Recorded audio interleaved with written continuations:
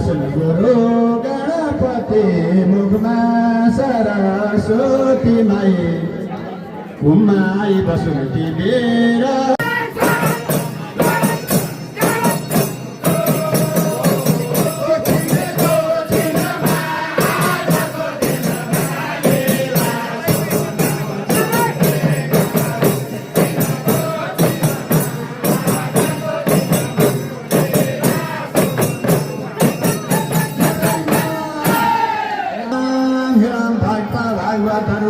देवासुर सङ्ग्रामहरू भइरहन्थे। देवासुर सङ्ग्राममा जहिले पनि दानवहरूले हारिरहने, देवताहरूले विजय भइरहेपछि दैत्यका राजा बलिद्वारा भक्त भागवतहरू हेर्नुहोस् त आफ्नै गुरु शुक्राचार्यको शरणमा गएर प्रभु जहिले पनि हामीहरू हारिरहनु पर्ने, जहिले पनि हारिरहनु पर्ने, देवताहरूलाई जित्ने के उपाय छ भनेर भन्दाखेरिमा भक्त भागवतहरू के भन्दछन् भने एउटा विश्वजित नाम गरेको यज्ञ गर्नुपर्दछ, तब मात्रै देवतालाई जित्न सकिन्छ, नत्र देवताहरूलाई जित्न सक्दैन भनेपछि आज भोलि नारायण हे राम राम यज्ञ सुरु भयो।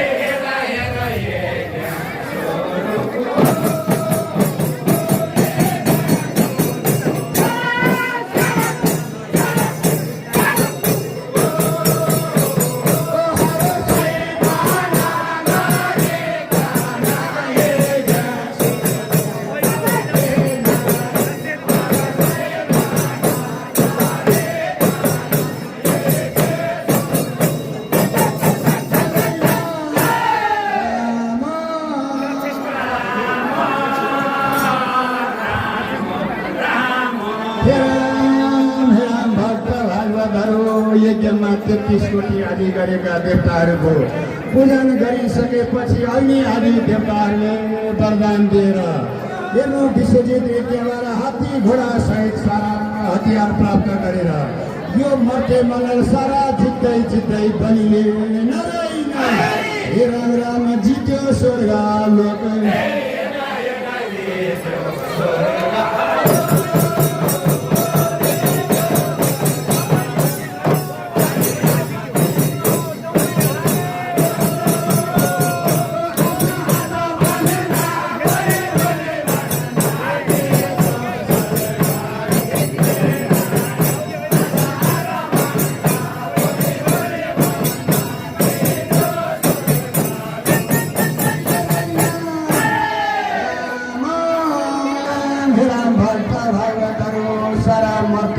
जितिसकेपछि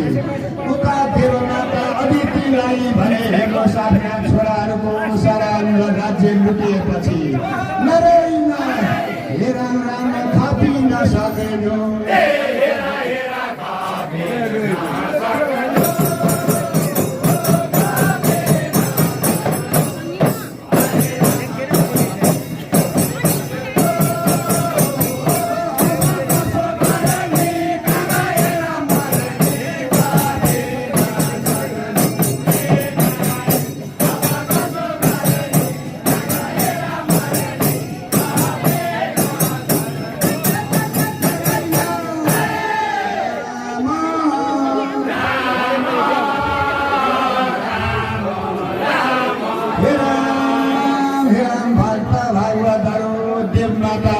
हेर्नुहोस् त कति चिन्ता परेको छ,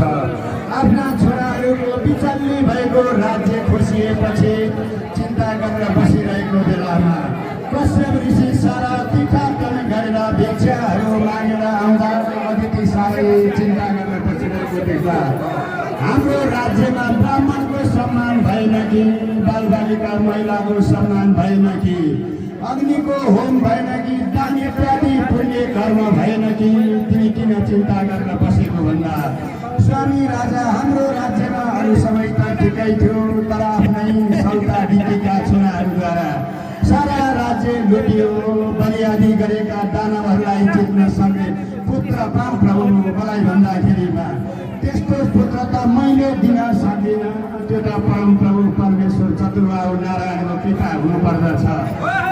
व्रत नाम गरेको व्रत धारणा गर्नुपर्दछ, श्री नारायणको दया हुन नगई सब यस्तो मानिस देखायो जगतमा पाइँदैन नारायण हे राम राम जाऊ जाऊ शरणमा तिमी पनि जाऊ जाऊ शरण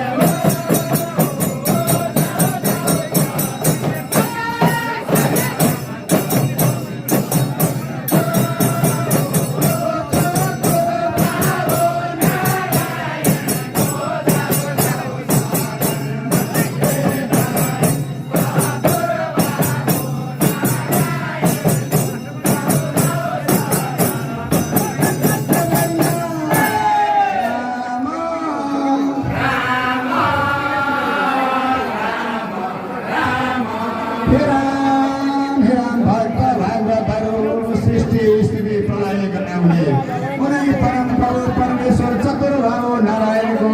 ध्यान धर्न लागेकी छन् पयो व्रतमान गरेको व्रत धारणा गरेकी छन् त्यस व्रतका प्रभावले प्रसन्न भएर भक्त भागवत चतुर्भाव नारायण नारायण हे राम राम दर्शन दिनुभयो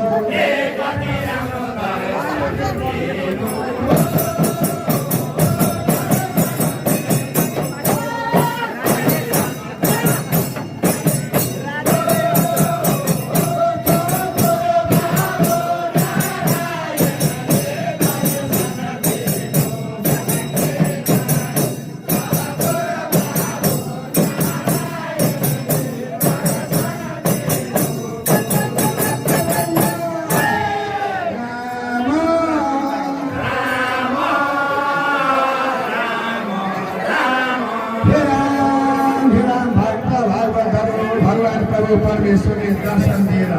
सोध्न लाग्यो हेर तिमीले मेरो पूजा पनि गर्यौ पूजा आजा पनि गर्यौ ध्यान पनि भन्यौ नारायण हे राम राम माग वरदान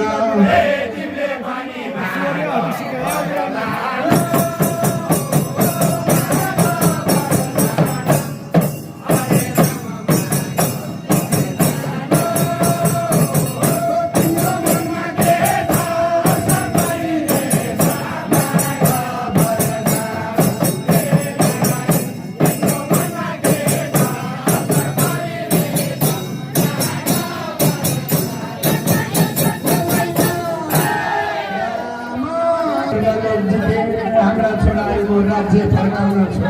फर्काउने पुत्र पाउँ वरदान माग्दा अब मैले पृथ्वीलाई अवतार धारणा गरेर पृथ्वी र प्राणीको रक्षा गर्नु पर्यो देवताहरूको राज्य फर्काउने बेला आएछ भनेर परम प्रभु परमेश्वर भक्त भागवतहरू हेर्नुहोस् न लठिन्छ भनेर नारायण हे राम राम वरदान दिनुभयो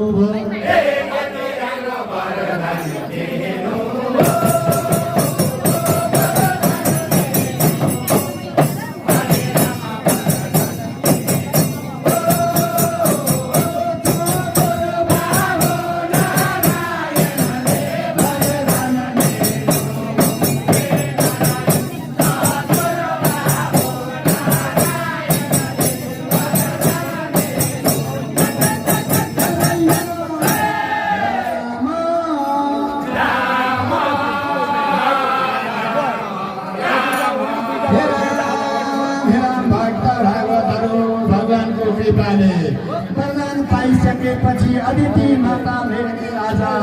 भोलि गर्व रहन गयो भक्त भागवतहरू भगवानको कृपाले गर्व रहेपछि 10 मास पूर्ण हुने बित्तिकै भगवान प्रभु परमेश्वर बामन अवतार भक्त भागवतहरू नारायण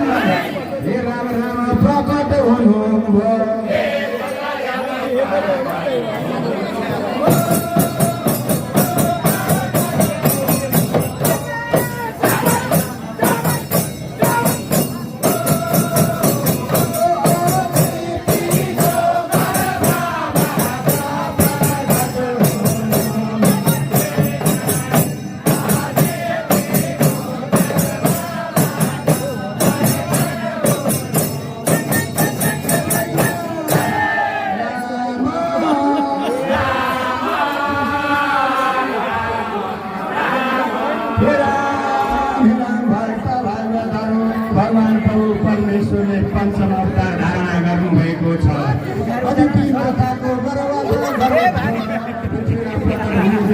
आज भोलि चुवा कर्म भगवानले आदि गरिसकेपछि भक्तभाग यो सारा संसारमा देशान्तर गर्न जान्छु भनेर मेखला भिरेर कमण्डलु भिरेर भक्तभाग ब्राह्मण अवतारले भगवान यज्ञ गरिरहेको शुक्राचार्यको 100टा यज्ञ भइरहेको ठाउँमा गएर नारायण हे राम राम अलग जगाए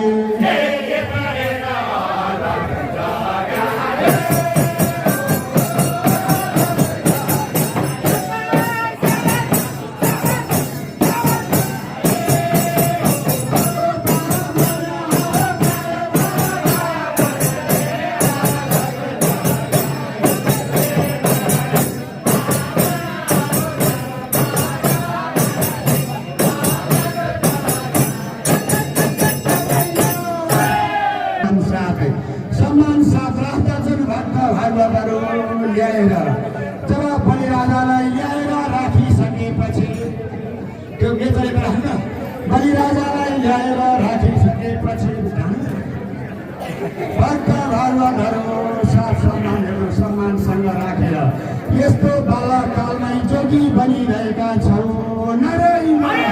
हे राम राम के को आशाले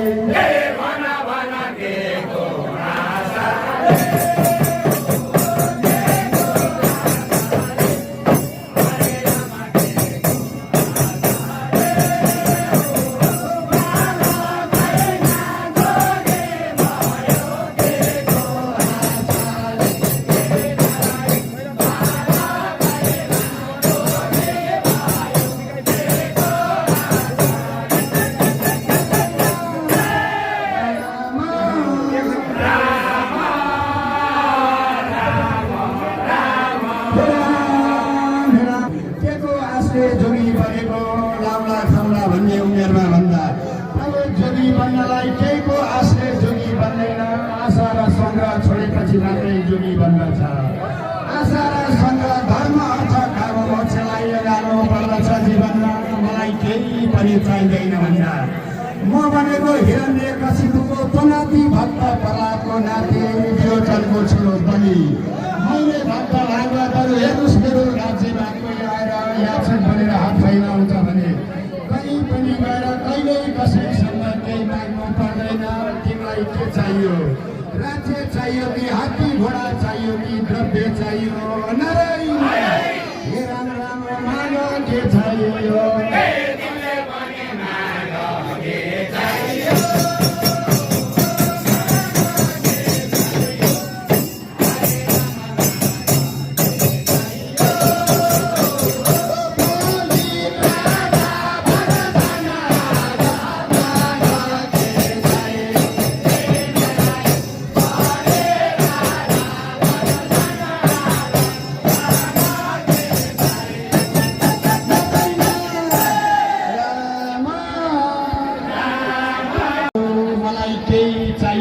छैन म त यो सारा संसारमा घुम्दै देशान्तर गर्दै हिँडेको बलिले 100टा अश्वमेघ यज्ञ गरिरहेका छन् कस्तो गरिरहेका छन् भनेर नारायण हे राम राम तमासा हेर्नलाई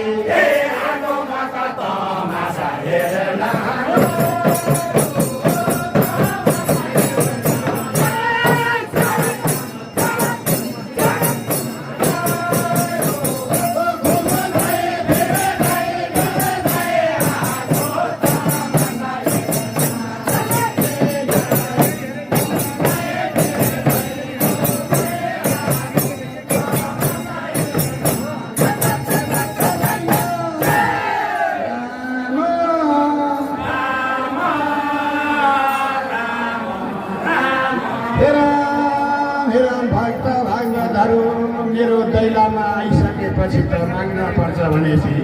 साँच्चै हजुरलाई दिने इच्छा नै छ भनेदेखि नारायण हे राम राम 3 पाउ जमिन पाऊ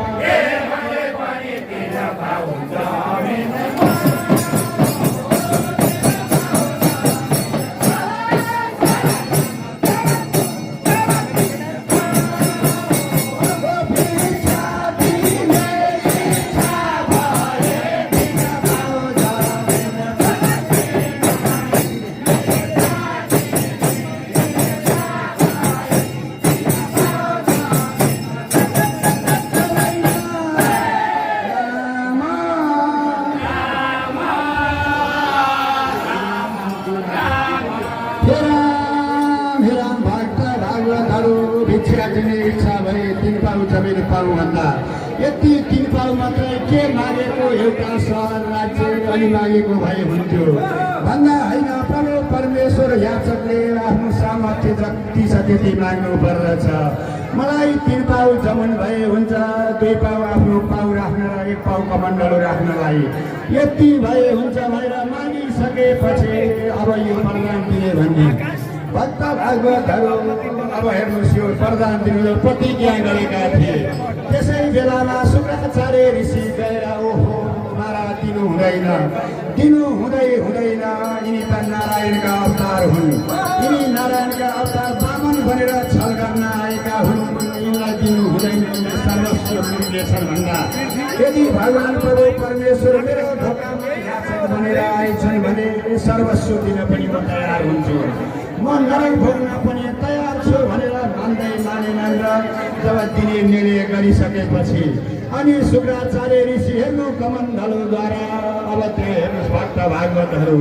जब सङ्कल्प गर्न बलिराजा तयार भएपछि शुक्राचार्य ऋषि कमण्डलुको जल अवरोध गरेर बस्दछन्।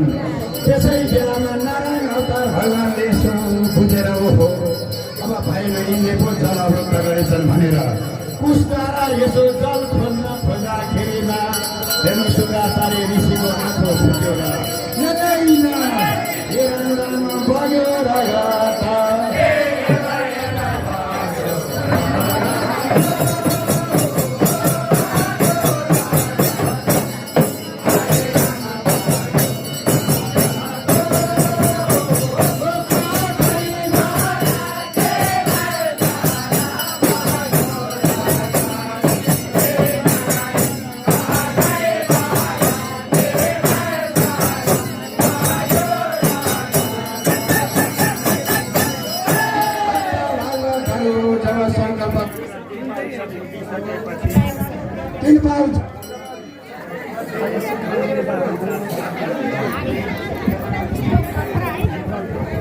भक्त भागवतहरू जब 3 पाउ जमिन दिने सङ्कल्प भइसकेपछि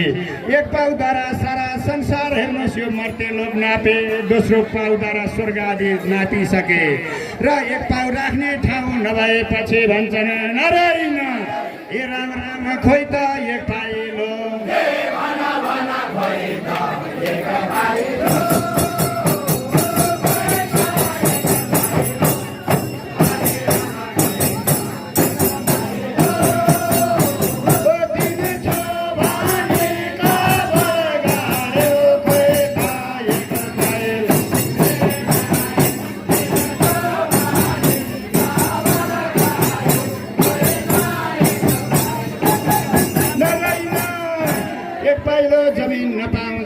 बलिराजाले प्रभु मैले सारा दान गरे पनि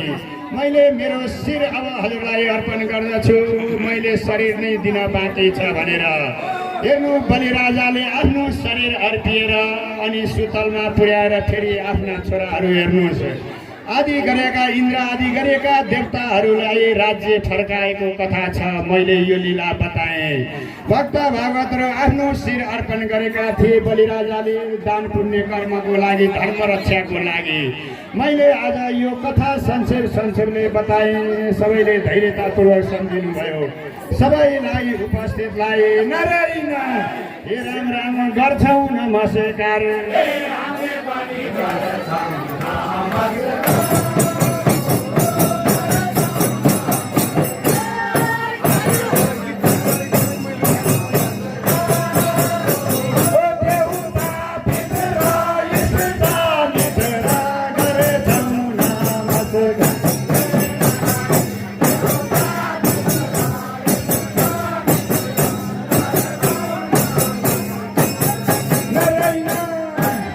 सत्यनारायण भगवान की